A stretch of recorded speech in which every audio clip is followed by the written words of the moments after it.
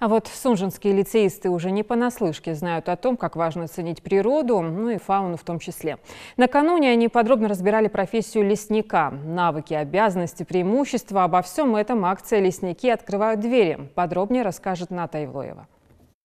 Любовь к природе прививают лесники учащимся лицея номер 1 в Сунже. В рамках всероссийской акции «Лесники открывают двери». На встрече они показывают детям короткие документальные видеоролики, рассказывают истории из личной жизни и делятся навыками, которые могут пригодиться любому человеку. Именно здесь Тандила Пугоева узнала важные, по ее мнению, факты. И теперь школьница не считает, что профессия лесника только мужская. Девочка уже посещает различные кружки и секции, чтобы получше узнать о деревьях и растениях. Мне понравилось, потому что я увлекаюсь этими семенами, я изучаю, я обожаю географию, биологию. Мы недавно изучали именно эти деревья, изучали, где они растут, как их выращивают. Лесник – работник государственной лесной охраны.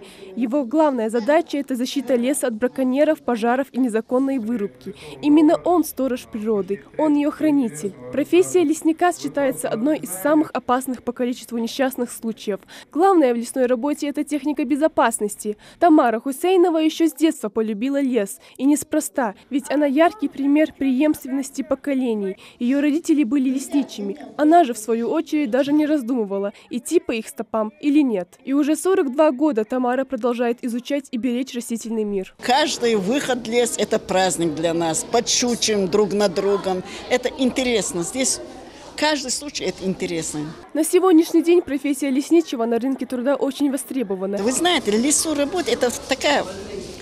Ну, просто так, это жизнь, понимаешь? Ты выращиваешь, вот собираешь семена, выращиваешь посадочный материал, пересаживаешь лесные культуры, из него деревья, это все твоими руками. Ну, это счастье. Подобные встречи в рамках акции «Лесники открывают двери» проводятся ежегодно. Следующий мастер-класс получат уже старшеклассники школы сельского поселения Нестеровская.